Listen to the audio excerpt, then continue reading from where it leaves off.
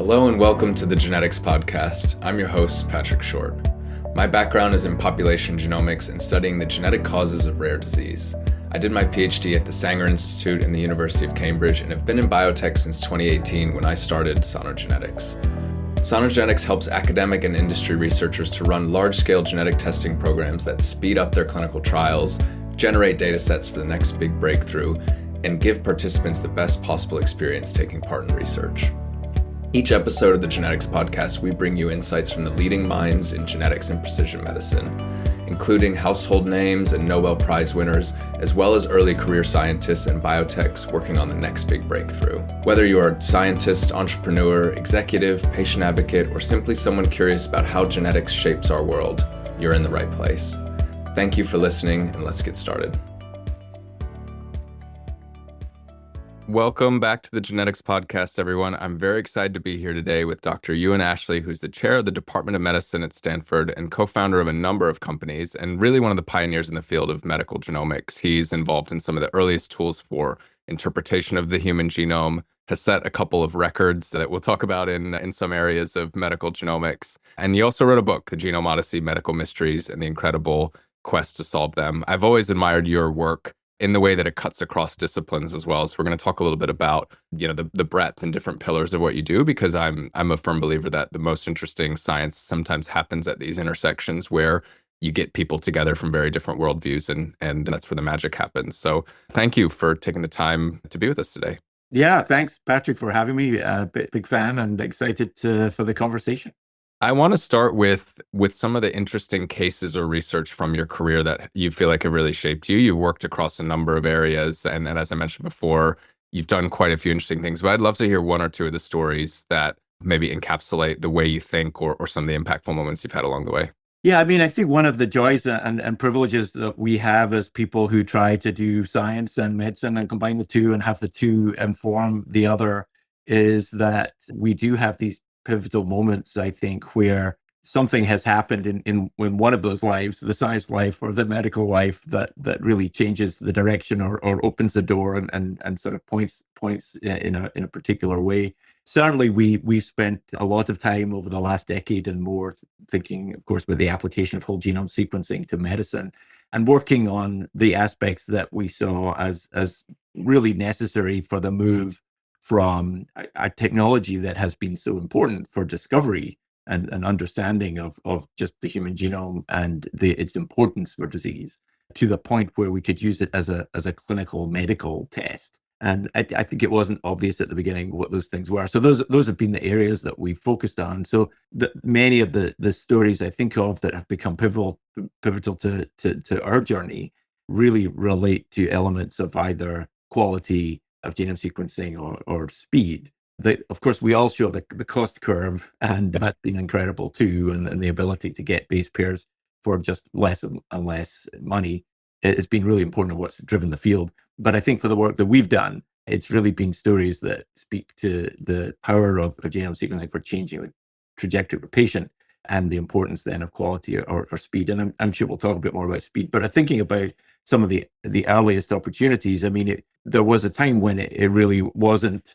It really was a months to years operation to think about both sequencing a human genome and then interpreting it. And certainly the first one we did in 2009 really was, 6 to 9 months of like 25 people doing nothing but really focusing on it. But it wasn't that much longer after that we had a group come to us with a challenge, which was that a small baby who'd been admitted to the neonatal intensive care unit at Stanford, was delivered a little early with a low heart rate, had essentially been having multiple cardiac arrests, and each time the staff would have to come and do CPR to bring the patient back. It was obvious pretty early that the little baby had a version of long QT syndrome, an inherited condition affecting the repolarization of the heart, and so causing this long QT interval, QTs on the electrocardiogram, but predisposing to these cardiac arrest rhythms, and saying, is there anything you can do? We think we know pretty much this is a genetic disease, but we don't know what the molecular basis is. And we really would change our therapy if you could tell us, is this a potassium channel form of the disease or a sodium channel form of the disease?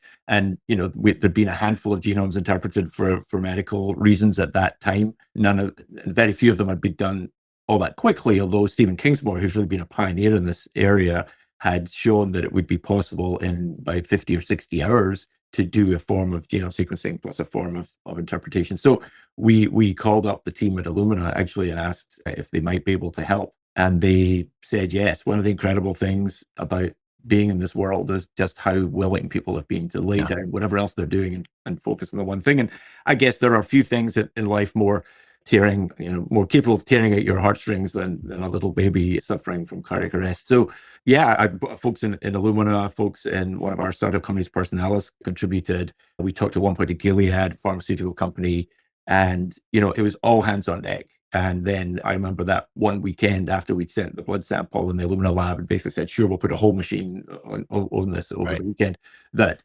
he basically, the postdoc in my lab, James Priest, actually pretty much rewrote the software to try and speed it up even more so that the moment the data arrived, which was just after the weekend, we could interpret it as fast as possible. And in fact, pretty quickly, we ended up finding it was a potassium channel and being able to, a potassium channel version of the disease and being able to give that back to the bedside team. So just one example, and that little girl's now, I think, 7 years old, and she had a defibrillator implanted. She was one of the youngest people ever to have that done to help save her. But being able to identify the molecular basis of her disease and then for having a precision medicine applied at the bedside for someone who was days old was just a really pivotal moment for me in terms of the power of genome sequencing for the information it can provide for patients with genetic disease.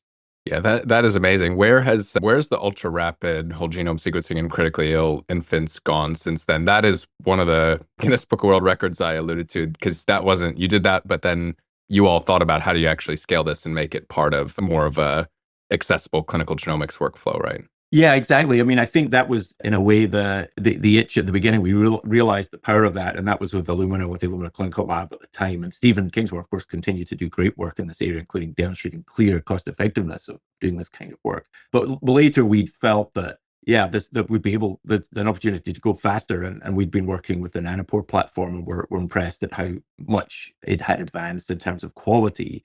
And then the idea that perhaps actually there was a route here to very rapid sequencing. So obviously for Illumina, you're mostly talking about 18 to 24 hours minimum, and then a bit more obviously for interpretation. With Nanopore, especially they had a machine called Prometheon, which is just a great title for a sequencing machine, 48 flow cells in one. And I mean, this thing can do in basically a minute, a 1x genome, if you put the same DNA on all of the flow cells at once. Of course, we're looking for a 60x plus genome, so it took about an hour, but that's pretty fast. And then the issue was that the machine next to it that came, not surprisingly, with just a small number of GPUs in it, wasn't really capable of dealing with that data from all of those nanopores at one time. And so an electrical engineer, Sneha, who worked in this, Goenka, she had basically built this kind of real-time pipeline where basically the data would be pushed to the cloud. And one of the key things, I mean, it's not kind of a rocket science insight, but nobody had done it to that point. And she really came up with the plan where each of the algorithms that we use, and your listeners will be quite familiar with the variety of algorithms that are used for interpreting human genome data. I mean, some are optimized for CPUs, like a general central processing unit in a computer, but some run in parallel, are like more deep learning or AI type tools that are optimized for GPUs, graphical processing units. And so she was making sure then that the data was being parsed into put into parcels, sent to the cloud, and then the compute that was being applied was optimized for the algorithm that it was being done. So basically the overhang after that 1 hour of sequencing went from 18 hours, which obviously is, too much, to about 30 minutes, which was just a really huge change. And so then it became, how fast can we go from getting the blood sample through to making a diagnosis? And there's other parts of that. And, Stephen had shown that down to, I think, about 18 hours on an abbreviated Illumina platform. But also, that would be hard to do every single time. We were interested in something that could be scalable. And we showed over the course of that study, and not to go into too much detail, but that we could essentially do that regularly in under 8 hours from blood sample to diagnosis. Wow. And so that, I think, from our perspective of thinking about ourselves, and I'm also a physician working in ICUs for adult care, not NICUs, but that is a game-changing sort of number, because now, within the course of one nursing shift, you could send a blood sample and get back a whole genome sequencing result. And that I think for these little babies in particular really ICU anywhere, but the little babies in particular could be potentially game changing. What does it take for that to go from where it is now to be in every neonatal ICU where because you have the nanopore, you have the IT stack and informatics you're talking about. What else needs to happen? Yeah, it's a great question because one of the things that we really want to do is to get this to every baby who would need it, and I think that definitely, I think Nanopore are poised and happy, of course, to place machines wherever anyone would want them. In the aftermath of that in the year or two since we did that work, we've worked with a bunch of people around the world actually who've called us and said, how could we do this? And the original software is open source. And as you said, as long as you can get the machine next to the patient and the workflow is actually pretty straightforward, the data can then be piped to the cloud and everything else can then happen in the cloud. So then I think it becomes a question of what is the business around that, because as an academic lab at Stanford, we can't service the entire world.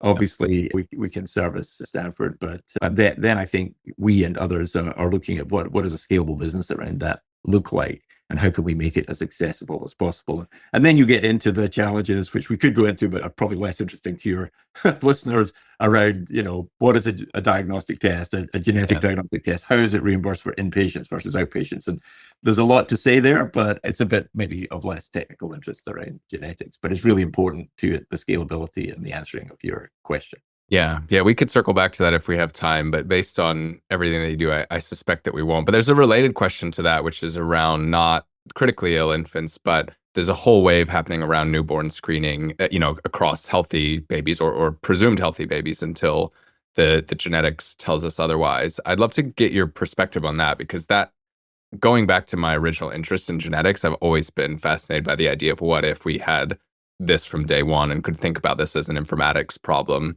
over our lifetimes versus you get testing when you need it, but you miss all the other stuff. I'm really curious to get your perspective on that. Yeah, no, it's a great question. Obviously newborn screening since Robert Guthrie and the little piece of cardboard with the heel prick blood spots on it has been pretty much accepted. I think at the time it actually was fairly controversial, but it became readily accepted. Of course, it's been part of everything we do. It's obviously a surprisingly very old technology that is used to detect, essentially, in the most cases, genetic disease. And I think it's been really interesting when Wendy Chung's study is probably the most recent and largest one from New York, demonstrating the utility of whole genome sequencing as a much more modern and I think, clearly much better approach and clearly much more modern approach. The things that we've been wary about since the beginning of genome sequencing are the same things that people are wary about in replacing traditional biochemical-based screening with whole genome sequencing for newborn screening. And that is, you get a lot of data, and it's relevant not just to the things we check for in current newborn screening, which varies in the US, at least across states and across countries in Europe and the rest of the world. But here you clearly get the whole thing. You've got the 6 billion data points that speak not just to those more limited diseases that are a bit more biochemically genetic based, but all the others, including things like your disease risk for Alzheimer's disease and things that would happen to you, much degenerative diseases that have a genetic component that would happen later in life. But I think that we have a framework and a structure and a paradigm for dealing with that in a way that wasn't true 10 or 15 years ago. I think very many colleagues around the world have thought carefully about the ethics of this, and it's just become much more available. So people are much more comfortable with it. And we're just better at understanding variants of known and unknown significance. We have much larger population genetic studies that help us inform that. We now have variant effect maps, cellular maps for every single variant across several genes. And increasingly, we'll have that for almost all the medically relevant genes. So I think the foundations are really well built now for that transition. And then your point goes further, which is that what is the utility then, not just to replace newborn screening for those things that are currently relevant for newborns, and obviously PKU being the initial trigger factor for that, and things that could be devastating if not caught at a very young age and where there's a clear intervention, but things that are relevant across the entire lifespan. And I'm a cardiologist. I see adult patients with heart disease, and particularly we focus, of course, on genetic disease and inherited cardiomyopathies and others.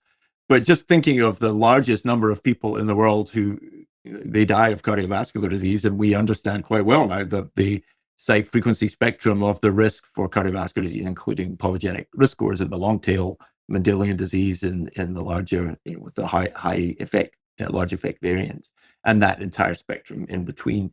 And I think that when we think about that disease, that we think of a disease of middle age, or a disease where you don't get recommended to have your cholesterol checked until you're maybe 40 years old. Yeah. But your genetic risk for heart disease begins quite a lot earlier, 40 years, in fact, almost 41 years before that moment. And so maybe you could argue we don't want to be burdening children with that knowledge, and they don't need to be burdened with the knowledge if they don't want it. But there does come a moment in life, probably before you have your first heart attack, when it would really make sense to know what both your genetic and environmental risk for that disease would be in case you want to intervene. And so I do think that we're just in a better position to understand the sort of ethical basis of it, and really having our arms around how to deal with the data in a way that people can decide what they want and when they want it. And I think that's different and has changed and puts us in a good position for more preventive care. Yeah, I agree with that. I have a unique personal perspective on this because we have a rare kidney disease in my family. My dad's had a transplant, so is my uncle. We've been part of a Broad Institute, Wake Forest kind of rare kidney study for years. And about a little over a year ago, they discovered the gene underlying our family's condition. Ultra rare. We were one of 5 families published in the paper, but through that process, I found out I was a carrier, basically like it's a cascade screening kind of approach. But there's an alternate universe where you do newborn screening and someone like me finds out 30 years before they might actually need, or 20 years before they might actually need the kidney transplant, that they're a carrier. And in that particular case, there's a potential prevention strategy that evolves around diet. But it just has caused me to think about the whole thing differently, because when you go through it yourself, you can ask that question of, under what circumstances would I have wanted to know this? And obviously the fact that I'm a geneticist would change that compared to people make that decision differently if you don't know about genetics and can't go and read all the papers, right? You might choose to know only when there's something you can really do about it. But it's a really complicated set of questions, I would say, for us. Yeah, no, and it's a great example. And, in the the very first few genomes we did, actually, the first one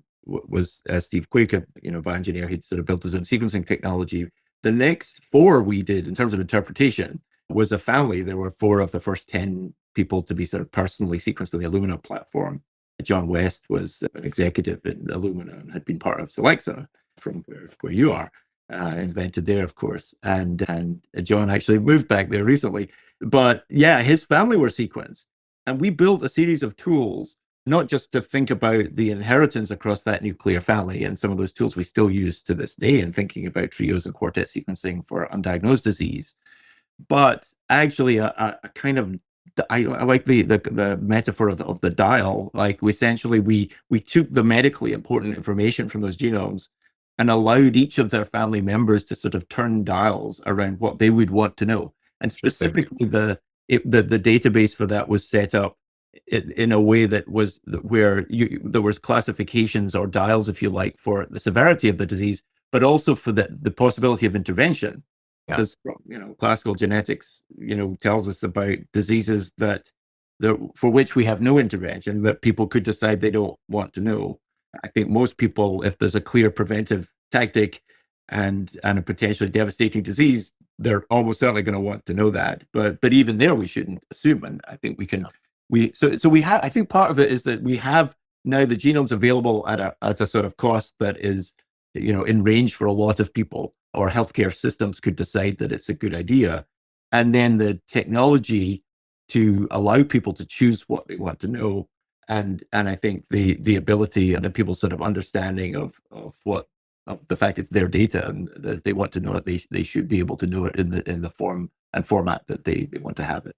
What do you see as the key things that need to be proved out, or things about the system that might need to change to reach a tipping point where we actually say whole genome sequencing at a certain age is economically viable in a healthcare system like the US? Because you can sequence someone and you don't know before you sequence them if they're currently healthy, whether the impact's going to be in a dilated hypertrophic cardiomyopathy risk, or a Parkinson's risk, or a Huntington's variant. But at some point, the numbers check out where you say, actually, we should sequence everybody. But I wonder if it's about how we actually get that paid for with the way the the system is structured. Do you feel like the health economic case is there already, but the system isn't set up to pay for it, or is there still work to be done to prove out that actually, yeah, we should be sequencing everybody when they're 25 or whatever, and just do it? Yeah, it's a good question. I have over the course of the last decade, and many others have too, tried on multiple occasions to get the health economists interested to do a kind of whole genome modeling, like a Yeah. cost effectiveness sort of analysis across the whole genome. We haven't ever fully achieved it, although there's obviously very talented economists out there and modelers, and little pieces of it have been nucleated. I feel, some people have done it around polygenic risk scores, others have done it around specific, cardiomyopathies. Obviously that's my world. I've seen lots of cost effectiveness, and I kind of feel that in a way we have 1,000 cost effectiveness analyses, and each one of them, and shows most of the cases they do show cost effectiveness for discovering disease early. But I feel like we sort of need the power of bringing that all together in one model to be able to really speak to payers of large healthcare systems. So my strong suspicion is that data would be very favorable, and certainly as we've approached that through different avenues, each of the individual avenues looks pretty favorable. So I mean, it's almost like the logical conclusion that it's going to be more favorable if you do this. I mean, you think about, you have a whole genome, you have a polygenic risk score for any validated condition, of which there are dozens now, and many that are really quite powerful at the level of Mendelian diseases. And then there's the Mendelian diseases, and as we all know, rare disease, individually rare, collectively very common. I mean, almost essentially as common as diabetes. So I think the case is there to be made. Obviously, it would always be optional. People, who worry about, too much information or the privacy element or other things, they don't need. But the question is, if you want to have it, should you have it, and can you have it? Those are the questions. Yes. And I do think that the healthcare cost effectiveness is very likely to be there. One thing that I realized early in doing a little bit of work of cost effectiveness is that it's somewhat of a paradox of the idea of cost effectiveness analysis, which is that there are many things that can be individually cost effective, but that doesn't mean any healthcare system can necessarily afford them all. Right. Yes. And so, because of the practicalities of actually, a given annual budget. And then there's other challenges. In the US, for example, is a big challenge with the fragmentation of the healthcare system, where people bounce around from individual payers over the course of their lifetime. So it's tough for an individual payer to say, well, I'm going to gain the benefit of this preventive strategy, which leads to very short-termist thinking, unfortunately. Now, in the UK, of course, and many other countries, there's much better, more integrated, and even nationwide healthcare systems that really could realize that benefit of preventive care across the entire country. And I think for many people, the question, to get back to the earlier one, is, well, why wouldn't you begin to offer that in the neonatal period as a better form of newborn screening? And as if you really talk about, I mean, if we really believe in at scale, $100, whether it's a clinical grade and includes the rest of it, that's another question. But newborn screening is in the tens of dollars, and apologies for the US currency for your listeners. People can convert. Yeah. But so it's not quite at that level, but it's getting pretty close, frankly. And I suspect for very many people, those kind of numbers, I mean, we know this from our clinics, that those kind of numbers are within range often in terms for testing people are willing to pay, even out of pocket, especially if you think of the potential of a lifetime benefit of potential preventive information. Moving out of the world of genetics a little bit, you've got quite a bit going on in your research. A big area is around wearables and AI, and also how that fits in particular in going deep into cardiology. I noticed you have probably an Apple Watch or something that you're wearing. I'd love to hear a little bit of your perspective on what's the other frontiers that are really exciting to you right now across spaces of technology besides genomics. Yeah, I mean, I think that we got into genomics obviously because of an interest in genetics, but what happened was that then it became kind of the tip of the spear, in some ways like the frontier for medicine of big data. Yeah. Because most of data was pretty small before. I often use this example as a cardiologist. Typical test is a lipid panel, which has, 5 numbers in it. So when we switch over to thinking about genomes, suddenly we need to think about compute and storage and 6 billion data points per individual. Is very different, but we're all nerds here, so we like data. and we're comfortable with that. So I think then when the aggregation of data, genomics together with the electronic medical record, for example, was the obvious beginning one, then we were often the people that were kind of tapped to be part of those conversations.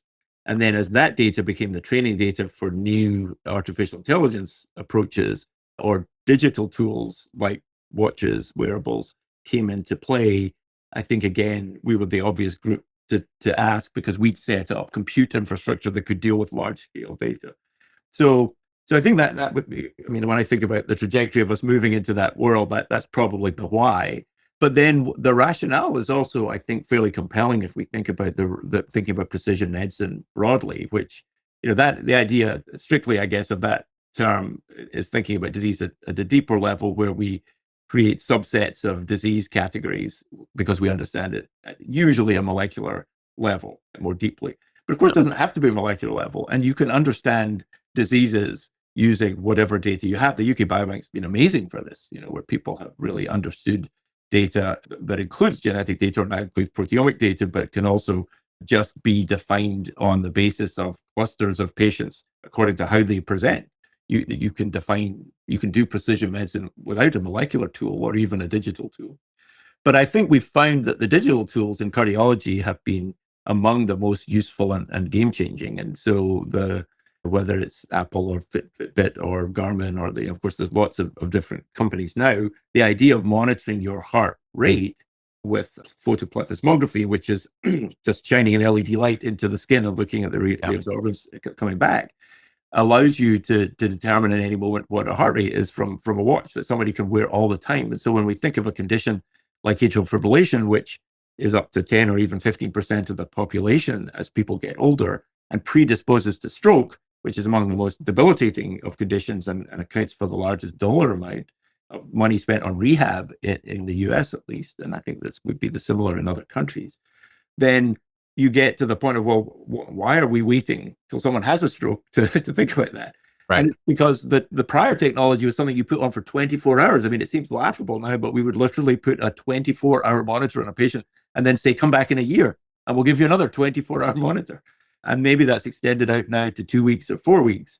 But obviously a watch is capable every day and every night of monitoring your heart rate. And in this case, to pick up atrial fibrillation, you only need to tell the difference between a regular heart rate and an irregular heart rate.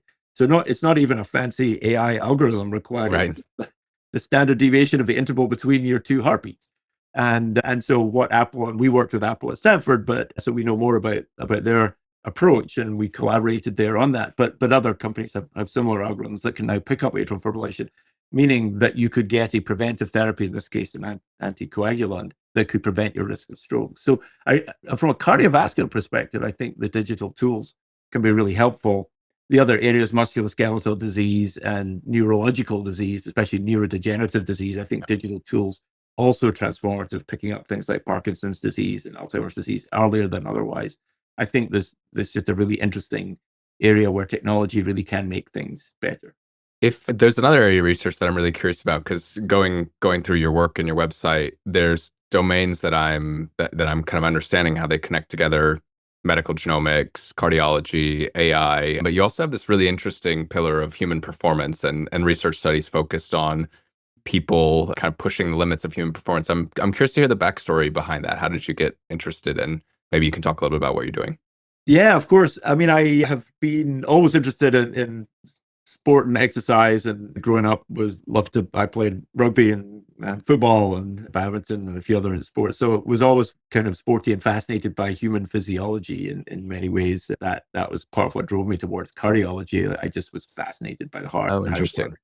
And how it responded to the stress of exercise. And so I've always been interested in that. And I think that then, and so some of my early work was actually in exercise physiology and exercise testing humans. And then most of the last decade or two, I've been focused more on genomics and molecular tools. But I always had this idea in mind that one day we could bring those tools to tell us more about understanding human performance. And there are these stories that I think, we talked about the story of little baby at the beginning, the kind of pivotal story in some ways for the world. And it's certainly the rationale for our study that I can mention briefly called ELITE, where we're sequencing literally the fittest people on the planet. was this cross-country skier called Eero Mäntyranta from Lapland, who won all these gold medals across multiple Olympics. But every time people measured the hemoglobin level in his blood, his hematocrit, they found it to be very high. So he was under suspicion a lot for blood doping. Right. But in the end, he was found to have a genetic condition. Just natural blood doping. Right? Where he had a mutation in his APO receptor. Fascinating. And basically his body was just making a whole bunch of red cells. And so when that was found, he was sort of, this cloud was lifted from him. Right. But he always said, I don't do that. I don't do blood doping. But the only way to tell someone's blood doping is to say, do you have more red blood cells than you should have? So in a way, yeah. So this was sort of natural, like performance enhancement. And that just as a sort of story, a paradigmatic story, led us to the idea that, wow, we could learn a lot. If you think about what you learn about about driving cars, yes, from Formula One, that's obviously the absolute height of engineering. And none of us are driving Formula One cars, but we are driving cars that have insights that have been learned from studying and optimizing those cars. And so it's part of that study, Elite, where we're basically trying to find the fittest people on the planet based around VO2 max, so aerobic fitness in this case, rather than strength. And since cross-country skiers are often at the top of that, and Eero Mäntyranta was kind of the inspiration there. The study is open to anyone in the world, and they can go to our website. If you just Google Elite Study Stanford, whatever, if anyone thinks they might qualify. What's the cutoff? What's the VO2 max cutoff? Yeah, well, so we started very high, like at the point where even gold medal winners, some of them were not qualifying. The male number was 75 and the female number was 68. We've loosened the criteria down a little bit. Of course, now people have VO2 max estimated from their watch as well. Yeah, I've got it on mine. Yeah. So we've loosened that a little bit downwards, but also we're now accepting watch-based VO2 max estimates and also 10K times to try and just broaden the group. And we've been sequencing those individuals and we'll continue to do that. We have some pretty interesting early findings that we're just starting to kind of really analyze in detail right now. But it's been really a sort of fascinating thing, and watching some of the people who we know to be in the study compete, on international stages is quite something. Yeah, that's fascinating. Is there anything that you published yet that you can share, or is it forthcoming in the near future? Yeah, it's forthcoming. We're literally sort of finalizing some of the analyses right now, so we haven't too many things to share. But it's been an interesting world because there's been, this well, but where genetics was for lots of disease discovery at the beginning was just in a world where the numbers were too small and reproducibility was an issue. Yeah. And maybe not surprisingly, that's been a challenge in the sort of human performance arena. We've been able to do studies with a few hundred people and maybe small numbers of thousands, and that just doesn't really give you the power for replicability that you need. We, of course, have this combination of an extreme outlying kind of group of people, which means you can do more with fewer individuals. But we also now, of course, have UK Biobank and all of us and other population-based biobanks where we can then sort of map. We have that for control samples, but we can also sort of map findings in the extreme population to maybe more common variants in the larger population. So we're working on those kind of things. And then also we are part of a big NIH study called MOTORPAG, which is maybe the best acronym of any consortium I'm in, but molecular transducers of physical activity. So that's not about genetic discovery for physical activity, but rather about building a molecular map. So it's a multi-omic study of thousands of individuals as well as animals to try and understand the molecular multi-tissue changes associated with exercise. One of the I'm going to just speculate wildly here, but one of the things that I find really interesting about the study, there's two things really. One is I'm wondering, one of the things we've learned about obesity and other cardiovascular phenotypes is there's a body and there's a brain phenotype, right? Like, and I wonder the same thing about elite performance, because you can definitely expect the examples that you had where their body is blood doping basically, and it does it naturally. But I also wonder if you also hear about these athletes who are the first in the gym at 5 a.m, they're the last to leave. And there is are they wired to just be so competitive and so driven? And I'm super interested to see what comes out of that. The second piece is just the fundamental biology that you learn when you zoom in on these extreme populations. There's often, something that is generalizable to just our knowledge of molecular biology more generally, right? I think that's our hope. Yeah. This, of course, by studying the extremes of anything, you hope to learn about Yeah. gain insight that would be of benefit for a wide range of people. I mean, we of course use erythropoietin, not just because of that cross-referencing skier, but that was one of the studies that contributed to our understanding of the erythropoietin, which we use now in replacement therapy, of course. And yeah, I think that this idea of brain and body is I think fascinating. And there's different elements even to the brain, like you said. There's the people who are just really driven. Then there's another facet, which is, I mean, to what extent can you tolerate pain? Yes. Yeah. So I've been interested in that. And then a third one, which we've actually tried to do some analyses of, we have some supportive data, which is that everyone is aware to some extent of feeling a bit better after exercise, most people. And some people get that more extreme. And we talk about the exercise high, which I think people often talk about as sort of the opioid axis and endorphins. Actually, there's a nice study suggesting it might be more of a cannabinoid effect rather than an opioid effect, which is interesting sort of in and of itself. But regardless, I think that is a lot of the reason that people go back to physical activity and go back to exercise. And so I do think, as well as what the two areas we mentioned for performance, there's also maybe a kind of brain chemical predisposition to enjoying exercise. And every time I watch my dog like joyously run around the park, I'm thinking these animals are wired for the joy of exercise. And then there are humans, I think, wired that way too, which is only going to be to their ultimate, benefit from all the health benefits of exercise. Yeah, that's right. The point about tolerating pain reminds me, I was a rowed competitively for a long time, and it's been years that I've been rowing before I got into a program that had a little bit more technology, and they did the lactic acid tests where you kind of row as hard as you can, and then they actually measure what is the lactic acid level in your blood. And it was amazing how the tolerance that some people had, they could get super high before they quit, whereas other people, like at half the levels or something, they tapped out and it was just too much. So that opened my eyes a little bit to feeling like maybe I just don't have the pain tolerance of some people to really get to the Olympic level, right? You got to be on another level. Well, yeah, and I remember back when we lived in Oxford, around the time that Steve Redgrave was winning all his gold medals in rowing, there was a documentary, if you remember, about there 4, I think, and they were watching him on an ergometer in a gym, and he looked like he wasn't even working. Yes. Like, I mean, yeah, he was pulling obviously this huge amount of power, and then the minute he stopped, I don't know, he just bent over and writhed on the floor in pain. Right. And you realize that this is what he was feeling just 5 seconds ago. Yeah. He just was needing to win the race, which he, of course, won many times. And he was so controlled. But what he was feeling inside clearly was what you then saw, as he literally like curled into a ball on the floor, writhing in pain. So, yeah, it's always, that image is always stuck in my head and thinking about that sort of tolerance. And I think the pain of lactic acidosis is a very good example. Yeah.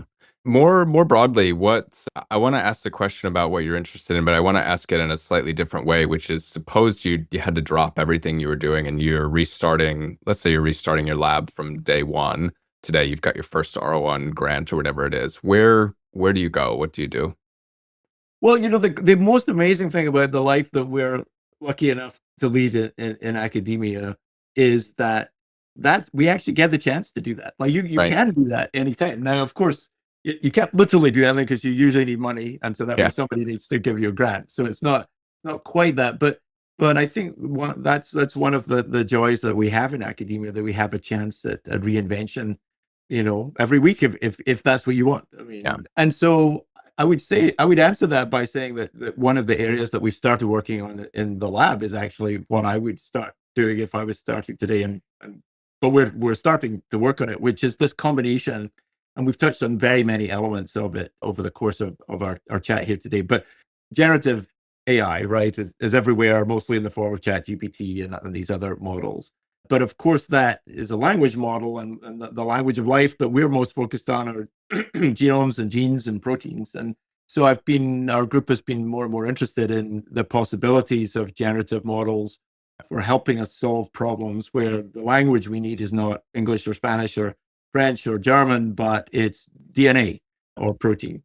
And so then I'm thinking, what are the problems to solve? I think we've come so far in diagnosing disease and understanding risk that the next decade, for me, and I think for many, is focused less on diagnostics. We need to get better at those and certainly need to make it more available. But I think we've come a long way. And so our focus is a bit more on therapeutics. How do we use that information to find like cures for diseases? And the medical profession has hated the word cures for the longest time because it was a ridiculous word when we're thinking of just palliating conditions that we don't really understand. But when we think about genetic disease, we really do understand it now. And with CRISPR tools and others, oligonucleotide sort of therapies, we actually have the ability to potentially affect what we might reasonably call a cure.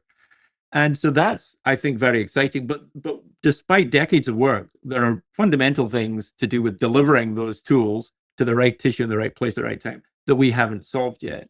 And so I do think thinking about what those tools are, optimizing those tools, and then optimizing the vectors for delivery are among the most important questions of our time. And I do think that is a place where generative AI can be very, very complementary. So we've started some new approaches in the lab where we bring those technologies. I obviously it's wet and dry lab, and this is a very nice combination. And I think when we combine that with the ability to have ready access to human tissue, which is something, again, in an academic medical center where we're doing heart transplants and liver transplants, and we can often get slice cultures of human tissue, that we have an interesting cycle then that we can go around where we can test those tissues, then teach the model, and test the tissues and teach the model. So I would say that that's something we're really excited about right now. Yeah, that's fascinating because those kind of foundation models will be fundamentally constrained by the high quality data that you can put in, right? But if you have that feedback loop, then the sky's the limit. It's the feedback loop that really counts. Yeah. Yeah, fascinating. Well, this was a whirlwind tour. We covered a lot of ground. I just want to say thank you for taking the time with us, but also for all the amazing work that you do. It's incredible to see people like you doing all this impactful work across such a broad spectrum of things. So thank you. Oh, you're so kind. And thanks for having me on. I really enjoyed the conversation. My pleasure. And thanks everyone, as always, for listening. We'll see you next time. That wraps up this week's episode of the Genetics Podcast. I'd like to give a huge thank you to our guests for sharing their valuable insights and experience. And thank you as well to our listeners, as always, for tuning in. If you enjoyed today's talk, the number one thing I would really appreciate from you is if you could share it with a friend or colleague who you think would enjoy it as well. We would also really appreciate if you could subscribe to our show and give us a quick rate and review on Apple Podcasts, Spotify, or your favorite podcast platform. Both of these things help us become more visible when people search for genetics and precision medicine podcasts. And we're always eager to hear from you. Please reach out to us with any questions or feedback on social media. You can find Cynogenetics on Twitter, LinkedIn, or visit cynogenetics.com. Finally, a big thank you to the team behind the scenes who make all this possible. In particular, Amy Cousins and Sonia Shah, who produced the show, and James Pierce from Selected Frequencies, who handles the audio engineering. I'm Patrick Short, your host, and it's been a pleasure. Thank you, and we'll see you next time on the Genetics Podcast.